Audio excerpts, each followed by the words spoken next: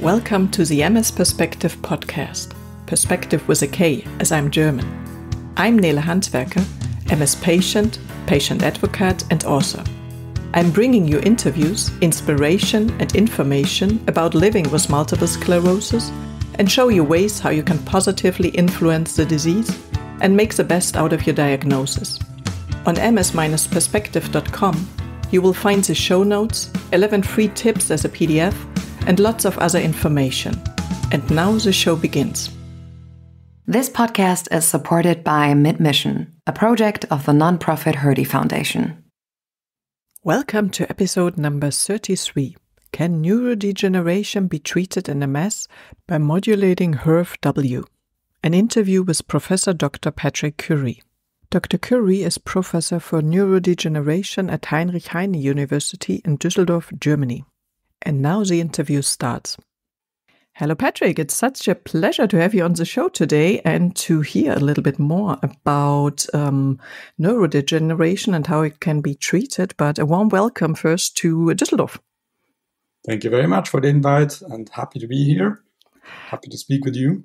Before we start with the interview, it would be lovely if you could introduce yourself to the audience so they know who is here with me on the show today. Okay, my name is Patrick Küry. I'm a biologist, but I work in a clinical setup, in a medical environment, university clinics of Düsseldorf in the neurology department. And having used my biology knowledge, we started looking at regeneration processes in the central nervous system many, many years ago, actually decades ago, and then slowly moved into the subject of multiple sclerosis because the regeneration is an unsolved issue. Yeah, that's basically my professional background. Practically, I'm still very much linked to biology. I like nature, I like biology, I like a lot of animals, I like being outside. But I've never made that a profession, but as a professional, I'm a molecular and cellular biologist working in neurology. Okay. Did you had any personal motivation to go into the field of multiple sclerosis, or is it just because of the lovely patients? Of course, the patients are lovely. Well, it's not personal. There's no link to it in my family, but I started working with glial cells. I don't know how many people know about glial cells, but these are the most affected cells in multiple sclerosis. And not even thinking about multiple sclerosis, we start looking at these glial cells, understanding how they act, how they work, how they contribute to brain health, and then started looking into pathological situations and all of a sudden realized there's much more behind it, and then moved in all different kind of categories and families of these glial cells and looked into it, and then also started trying to understand what is the role or what are the roles when it comes to multiple sclerosis, but also related diseases. I mean, I'm not considering myself as a pure MS researcher. I rather try to understand what's going on in a healthy and a diseased central nervous system. Yeah, and hopefully other diseases can profit from things you find out, even so it might be focused on multiple sclerosis every now and then. But before we go really into your research, I think it's important to go a step back and talk a little bit about the background. What is neurodegeneration and multiple sclerosis? Can you maybe explain that first?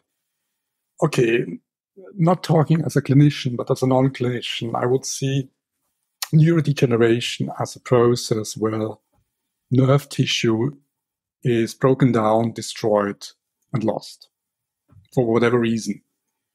But it's irreversible. And of course, since it's the nervous system, it has consequences, irreversible consequences. So this is what I think is a general description. And of course, different processes lead to neurodegeneration, long term and the short term. There are external cells, for example, in MS, we have the immune system, which we will talk about later on, which is contributing to neurodegeneration. But we also know that also neural cells, so cells within our central nervous system, can, let's say, become berserk, become aggressive, and start attacking systems and structures, and then lead to neurodegeneration. But whenever matter, white matter, gray matter is lost. And white matter is the myelin, gray matter is the neurons. Whenever this is lost, whatever reason accounts for it, then we talk about neurodegeneration, because we all need the full structure in the central nervous system. There's nothing that can be spared. Yes, fantastic. Can you maybe explain to the audience, I mean, I was just at ECFRIMS and it was everywhere, but when does it happen and what are the outcomes of it? Well, when we talk about multiple sclerosis, the old idea, of course, it's still not wrong, of course, is it's an autoimmunity disease. So somehow the immune system starts to attack cells of the central nervous system, which it shouldn't. Yeah. And it's still not known why. There are many different approaches trying to understand why this happens, but it's not understood. And this can lead to reversible deficits in the beginning, relapses and remission phases. A lot of it is related to edema. But of course, this is not just a gentle attack. This is a hard attack. And some of the structures will be severely attacked and damaged. So this happens already very early.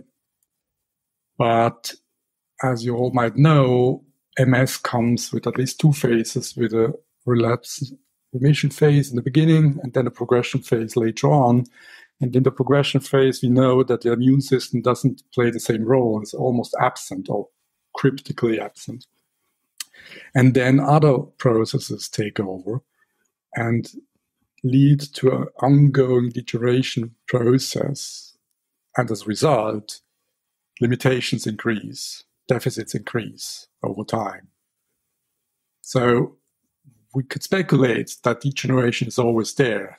The question is, when do we see it? How much do we have to lose in terms of nerve structure to realize that that functions are impaired?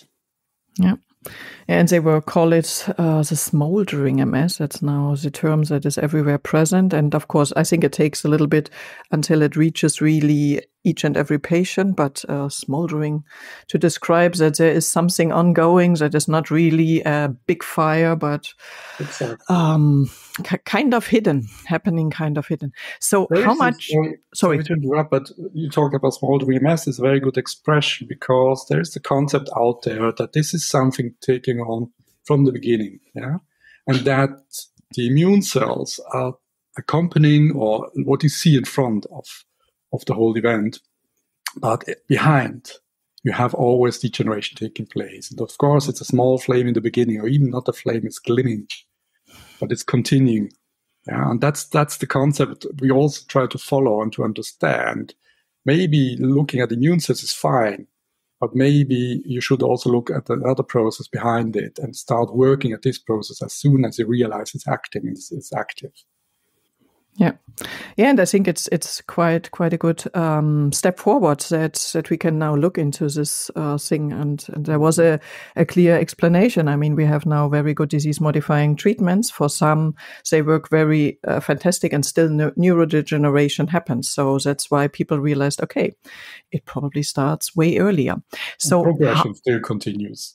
Yeah, we also have to see that. So how much is the process of the neurodegeneration understood? And is it possible to slow it down or even stop it as of today? Well, the second question, I would say no. You said it, these modifying treatments, most of them modulate the immune system, immune cells, either the activity, the numbers, the penetrance into central nervous system, etc. And this can be dealt very well. But since we currently think that neurodegeneration mainly relates to the activity of neural cells, microglial cells, which is the hot topic, but also astrocytes, another glial cell population, together with infiltrating immune cells, generate a toxic atmosphere. Yeah? And in this toxic atmosphere, the neural cells are under attack. So we have to understand how we can work on those cells. They are very deep in our brain. You see, they are not at the surface of the brain. They are not at the blood vessel site. I mean, it's not the periphery we are acting. We are in the deep parenchyma. And we have to understand, first of all, how principally we can modulate these cells, and then also how to assess them. And this is not very simple. But I think once we have understood this and once we can achieve this, we can do that. And this relates not only for MS, this relates to different diseases such as Alzheimer, where actually for many years, people have recognized a very strong contribution of microglia, but also astrocytes. So this is, again, something we have to look at in a broader way, not only looking at MS patients, but also looking at other patients, and in order to understand what are the roles, and I say roles, not role, what are the roles of these cells at what time point, at what disease stage, and then to think about how possibly we can modulate and assess these cells. Yeah, and I had already the honor to have one of your formerly students here, Mark Silva Oliveira, who was talking a little bit about, or quite in depth, about the astrocytes, and that they are not just bad guys. I mean, they are for some reasons, if they become reactive, which means aggressive, it's not good. But on the other side, like some other cells, they are good and important, and so it's not just kill the cells or bring them into prison. It's quite complicated as usual. And it's a dynamic process. You also have to realize, and if we see that also in the MS we have a high degree of dynamics and that diversity and heterogeneous processes going on, it's even more complicated. But yeah, he's right. And we have to look at these cells, and we have to find means to look at these cells from outside, which is, of course, one of the major problems with MS. We have to see into the brain. Yeah. Not so easy task. Who would benefit most if neurodegeneration could be treated effectively? If neurodegeneration as such, if there is one common aspect, we can assume that, this is not proven, but if there's one common aspect, I think apart from MS patients, Alzheimer patients, Parkinson's, ALS, you name it, all of them could benefit, could profit from it. All the more since sooner or later, they all feature neurodegeneration, either as primary event or secondary event. Yeah. But the question out there is, of course, are these common processes? Is there one common process with different flavors? Or are there different processes, and where do they split, where they have common branches? We don't know. We have to find out. We have to learn. But of course, all of them could profit. Which is good, but unfortunately quite a hard task. Okay, so let's come to the role of HERV-W in multiple sclerosis. What is and it's the abbreviation for the human endogenous retrovirus type W, for short HERV-W. And what does it do in our body? It's a very complicated subject. It took us many, many years to understand. So HERV-W, how we call it, is, as you said, the abbreviation for a retrovirus, which is embedded in our genome. And this might be surprising to many of you, most of you, but this is true. Our genome is not human specific. Our genome is a collection of viral elements that have been accumulated over time. And we speak about long time periods, millions of years. But this is natural. So in the past, our ancestors could have had a viral infection, and this infection went into germline, to our germ cells, and was then spread to the progeny. And this happened. And funny enough, 8% of our genome is this viral load. So this is quite a bit. So this is correlating very much with what people have named before junk DNA, which is of course not junk, but DNA of non-understood presence and function. But 8% relates to this viral load. And this has been known for many years, but not really understood. But then roughly 30 years ago, in MS patients, a sort of an odd viral structure was isolated. At that time, it was called MSRV, MS-related retrovirus. And many years later, it could then be shown that this relates to one of these sequences, to one of these old viruses, which is embedded in the genome, which at that time was not known, not recognized, not found. But then we learned over time that somehow it's always there, and actually everybody has it somewhere in the genome, even several copies. This is also very cryptic, very complicated.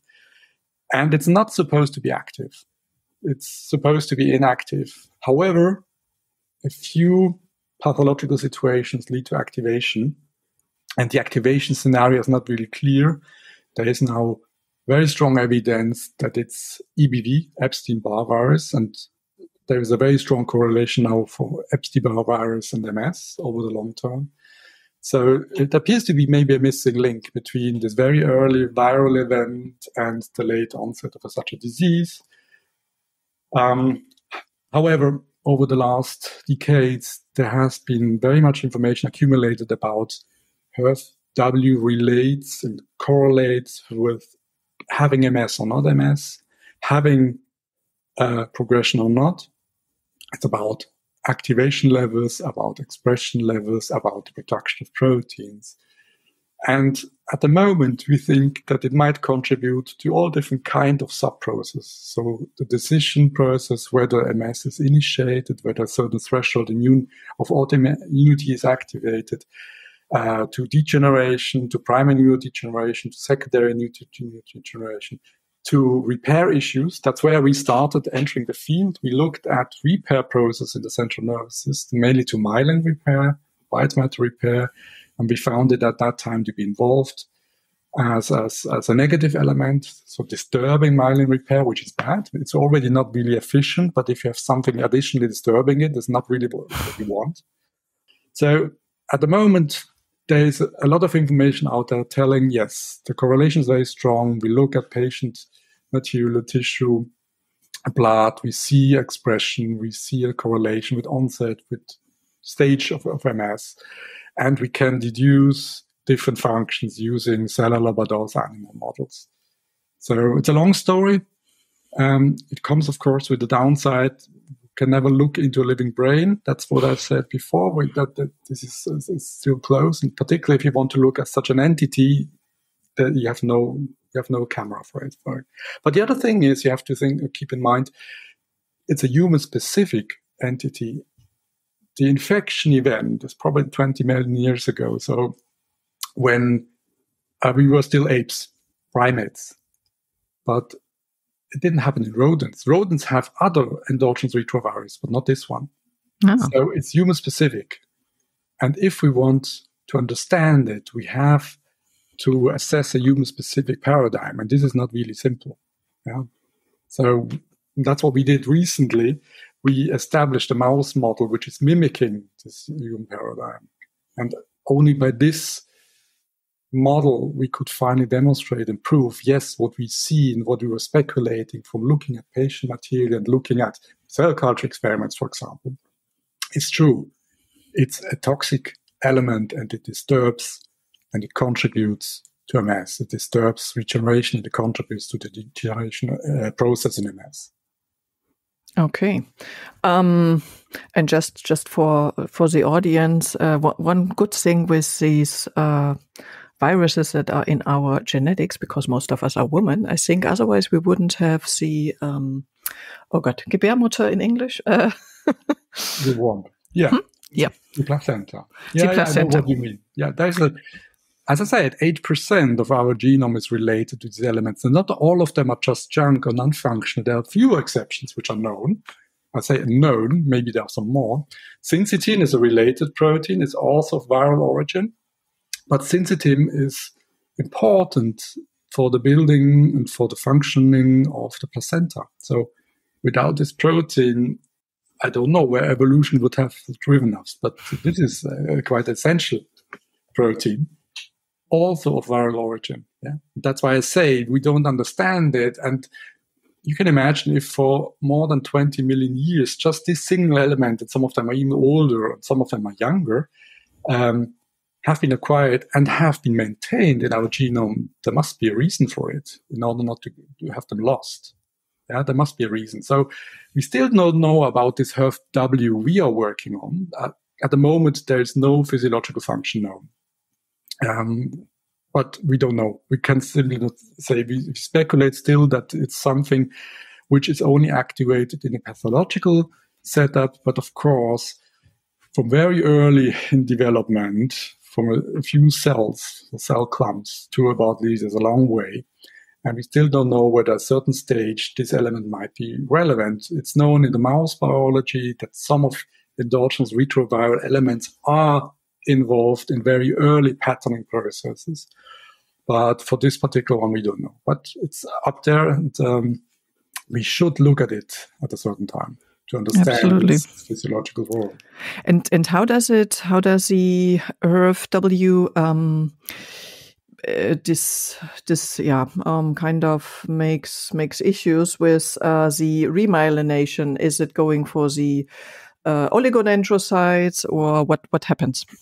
So what we understand now from our studies, and I said this has been 10 years ago, we published our first investigation related to white matter repair and myelin repair. Now we just published another one. We know that if this HERV-W is active in the central nervous system, it produces a major protein, which is called envelope protein, which is a structural protein of all retroviruses. It produces it and it releases it into the brain system in the parenchyma. And as a result, for example, oligodendroglial cells, which are important to maintain white matter or to repair white matter or to provide a certain plasticity when it comes to white matter, they're disturbed. They don't die, they just don't like it. And since they don't like it, they produce less myelin proteins, and their likelihood to engage with axons and the makeup myelin sheath is impaired, strongly impaired. And this is exactly what we see in the MS situation, that some of the lesions just don't remyelinate. And we still don't know why. On some histological examinations, you see remyelinated lesions, and in the nearby section, you see that another lesion is not remyelinated. We don't understand, but this might relate to it, that the presence of such a protein, and this might not be the only one, of course. We don't say this is the only interfering aspect, but we know it's interfering, accounts for the deficiency in myelination. And it's acting on oligodendroglial cells specifically. Okay. And is there, I mean, you more or less answered that question, but just to make sure, is there any positive effect of the HERV-W on the organism you have found so far, or? We don't know about any. We have no idea. So all we find is it impairs regeneration, it bothers the regeneration, and that was what we published also this year again. It fosters degeneration. It makes glial cells reactive, even aggressive. So, for example, the microglial cells, this is a subject which people study quite intensively now in MS. Microglial cells comes in different flavors. We look at them like clouds. Yeah, good ones, bad ones, less good ones, very bad ones, better ones, supportive ones, whatever, you name it. And we know now that in presence of this HERV-W, particularly of this envelope protein, which appears to be the effector molecule, we shift the whole cloud towards a more aggressive kind of stage. See, still in different subtypes, but still most of them become now aggressive. And of course, this is bad. If you think about an equilibrium you have to have, generally in disease, you have to have an equilibrium of aggressive ones cleaning up, let's say, and protective ones supporting, helping, repairing. But if you shift everything towards more aggressive, this is bad. Yeah, this is an imbalance. And the same we see now for astroglial cells. This is new. This has not been observed before, but we see that definitely now. Astroglial cells, and that's Mark certainly pointed out in his podcast, is they also come in different flavors, and they have a high degree of dynamics and a lot of functions attributed to these cells. However, we see in presence of this HERV-W, we also have a shift towards neurotoxic astrocytes. So we have already two cell types which are more toxic than necessary. And we have another cell type, the oligodendroglial cell, which comes in different subtypes too, but all of them are impaired. So all of a sudden you shift the equilibrium in your central nervous system towards less regeneration and more degeneration. And this is exactly what we see when the disease continues. You see, less and less is repaired and more decays. More and more bad guys are on the stage, right, unfortunately, and the good ones are I don't know, in fear and don't act much. Kind of remembers me some political situations. Anyhow, to what extent have treatment options been investigated in clinical trials? I mean, you said you established mouse models, and are there already promising candidates to prevent neurodegeneration in the future? Also, a very important question. It's a good question, in fact. I have to say, I'm not directly working in terms of neutralizing this element, but I'm supporting because I want to understand how it works. And once we understand how it works, we can, of course, design specific treatments. However, there is quite a lot of action on the way when it comes to neutralization of this HERV-W. And this is a company called Küry in Switzerland and France. It was founded by the discoverer of HERV-W, Hervé. And they have developed an antibody approach leading to the neutralization of this HERV-W, particularly of this envelope protein. This is the toxic entity, I would say. And this has already been trialed in clinical trials. So I think the last one was a 2B trial. Actually, 2B trials, one of it has been published, the other one is on the way, demonstrating that, in fact, we see, once the antibody is applied, less degeneration and more regeneration. Of course, you have to be careful, but the results are pretty clear. There is still an issue with the power. Of course, this is a small company, small patient numbers, but it looks very promising. And of course, together with our aspect where we understand the toxicity of the protein, and when they try to understand the benefits of an antibody against this protein, we match in the middle. You see, we find similar processes being modulated either way or the other way. So this is good news. Of course, we have to see how this can be further developed, and we all wait for the possibility to conduct and support a phase 3 trial. But it would be one of the first things, not addressing immune cells, but addressing something completely different, an entity which is activated during the MS process and then contributing to the degeneration process and impairing regeneration. So yes, there is something out there. It's just not available yet. It's still in trial.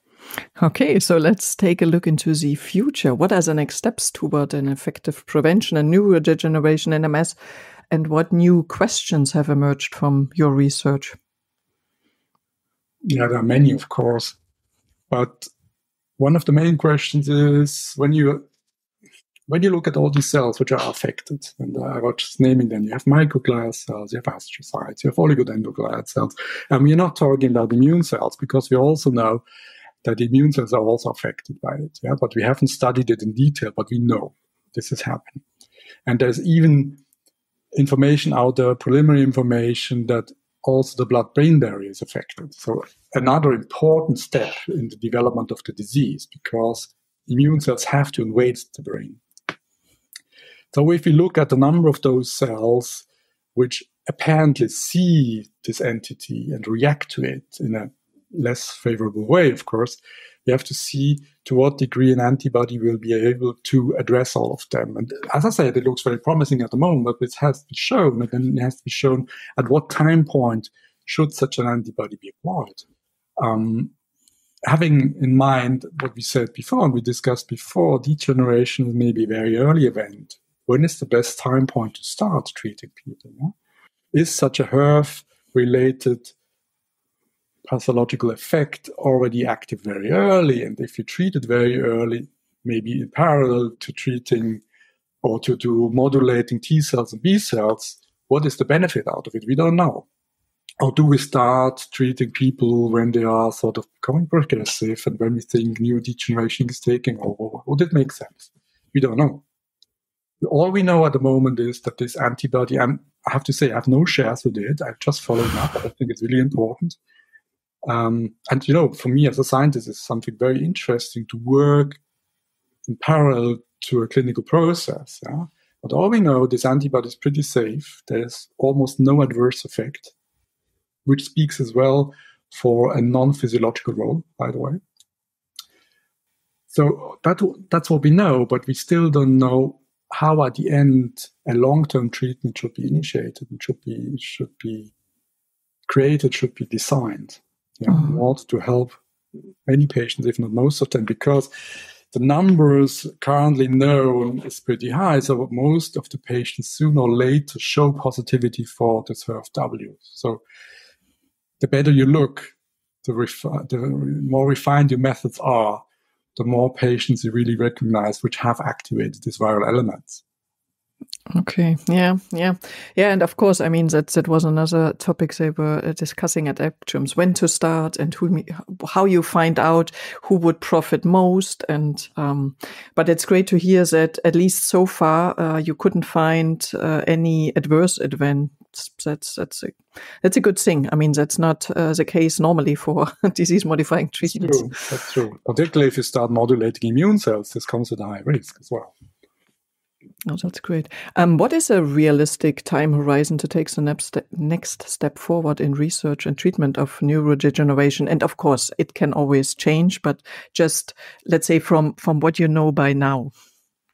Well, the more the whole community looking at neurodegeneration, whatever disease you want to understand, the more we start understanding the extent of glial activation and contribution from immune cells and exchanges between these cell types, the closer we become. And then as you might have heard from Mark in his podcast, when he was talking about astrocytes, we have, with his research, identified one potential drug which can modulate astroglial cells positively. So it's possible, you see. I mean, this is all still in the animal, one has to say, but still it's possible. You see that this is not something which has not been seen. Of course, the question is how much can be translated to the human system, and what are appropriate drugs that we can use in the immune system. So there's a certain drug development necessary, and we can, of course, not do that. This is pharmaceutical work, but it's realistic. So I hope that in a couple of years from now, we see that more and more people realize what maybe are the worst subtypes of microglial and astroglial cells interacting with immune cells at a given time point, and how they can be tamed, how they can be reduced in size and in numbers. I speculate that this might be possible in a couple of years. And then, of course, once you have understood that, you can start, that's usually done in parallel, but you can start thinking about neutralization, modulation, pharmaceutical aspects, pharmacological aspects. It takes years, but it's something we can now start designing and look at it. And it's not a hit and try strategy, you see. The better you understand the process, the more precisely you can start acting on it. Mm-hmm. And as you said, I mean, if it would be really one path for all the neurodegeneration happening in diverse diseases, the more attractive it is for pharmaceutical companies. So would be good if it stays that way, that it's more or less that one direction.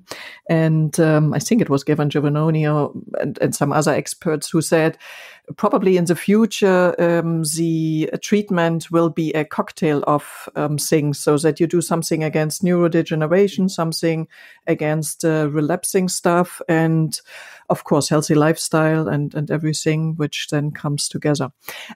Would you have already by now a biomarker where you can find out or verify that the neurodegeneration has been stopped? Or would that be something to be done for research on the way? This is something we are actually following up at the moment. We don't have it yet. We have some candidates, but this needs to be demonstrated. I have to say, and this has not been mentioned before, with HERV-W, we have at least MS as one very dominating pathology. There is also the peripheral MS, CIDP, which has also, I think 50% of those patients have an activation of HERV-W. There is a correlation with bipolar disorder as well. Mm-hmm. But the most dominating thing in the last 2 years was COVID, long COVID. So we see also an activation, very strong activation of HERV-W in long COVID patients. And there, of course, we have a certain degree of patients which also suffer from cognitive defects and brain fog and fatigue. So there is something going on in the brain on the long term. And it's also presumed that this is related to degeneration, maybe not at the same level, not the same cells, but also some kind of degeneration process is taking over there. And the question is, of course, where are the parallels between MS and COVID in terms of neurodegeneration? What is the common role of HERV-W?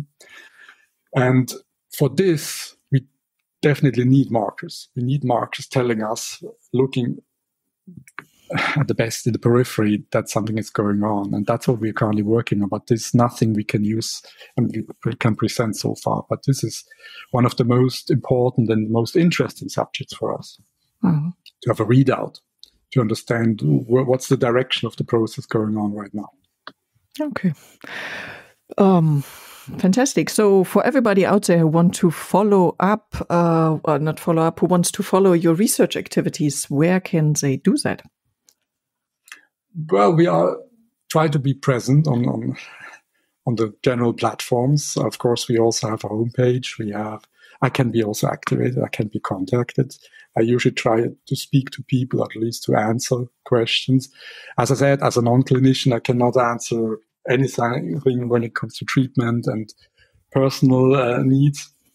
But if somebody wants to follow up, it can be either by me, or you can also assess and contact the company Neuro in Geneva and Lyon, France. They're certainly also willing to share.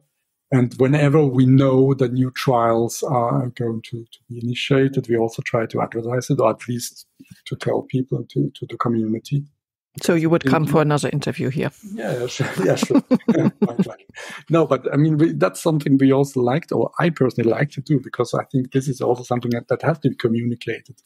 It's a complicated subject. I'm aware of it. And as I said, we have been confused for many years too, but we start to understand more, and we see more and more about the importance of the subject. And of course, we would like to share it with the public, with the patients, with the clinicians, in order to increase awareness, and also in order to receive more and more support when it comes to the development, because it has to be supported. It's not something we can just do by ourselves.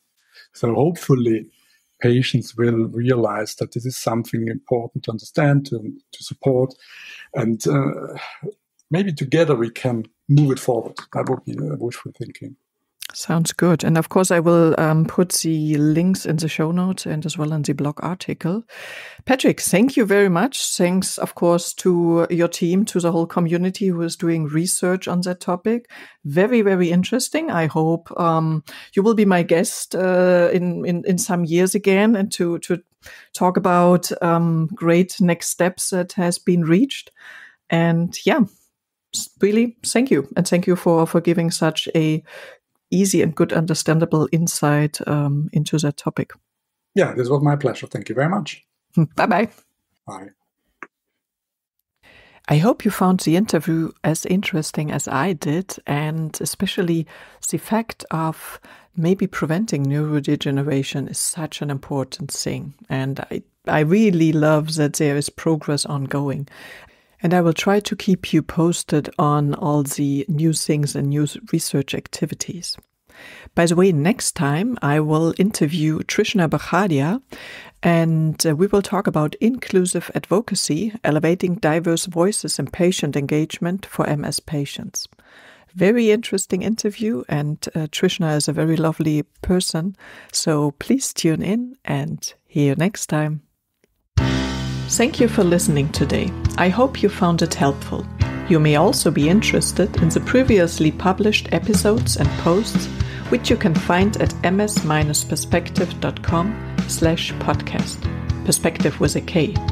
You can also get a free PDF with 11 tips for your positive impact on MS at ms-perspektive.com/newsletter.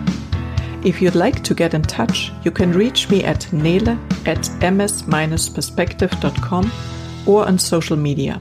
Hear you next time.